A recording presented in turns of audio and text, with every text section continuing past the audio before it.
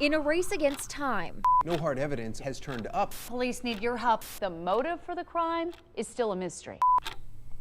Okay, so we got that one. there's one man putting a face to the faceless. He was a murder suspect. This one was a robbery suspect, a sexual assault case. For 37 years, Michael Streed I can just go in there and paint. has been using an unlikely Here, weapon and I'll just start drawing. to fight crime. That's why I started calling myself the sketch cop, because people say, what do you do? I said, I'm a cop that draws. It was a love of comic books that drew Streed to art. Well, I always wanted to be a cartoonist, a Disney comic artist. It was a desire to serve that pulled Streed to law enforcement. So when I got in the police department, I had to leave art behind. It was never very far behind. But so at exactly the right time, his love and his desire met. a composite sketch came on, and I was floored. I was like, oh my God, that's it.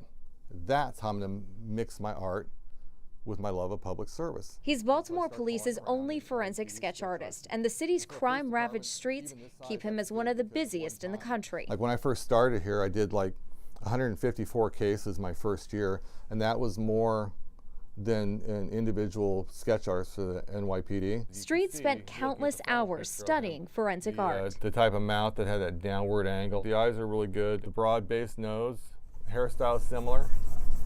He uncovers the criminal's face by getting into the victim's mind. I'm still floored. I'm still amazed that people can remember that much and have the presence of mind to be able to recall later and be able to work with me and trust me enough to be able to come up with something like that. I'll be forever amazed. In the digital age, with surveillance cameras and cell phones constantly recording, most cash-strapped city budgets are cutting out forensic sketching. A lot of police departments don't offer full-time sketch service because it's expensive. It takes a lot of time to train somebody, and it's just something that you don't see every day. It's necessary, but good ones are hard to find. That's why Streed has turned the tables. I developed a sketch program. 2 software systems. They come with thousands of preloaded facial features to help other departments beat the clock. With just the click of a mouse, they can build thousands of faces.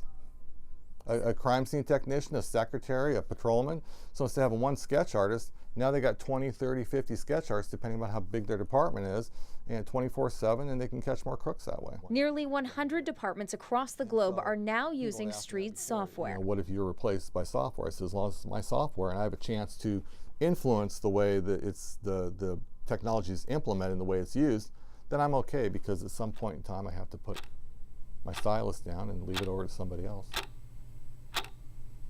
For now, in Baltimore, when every minute matters,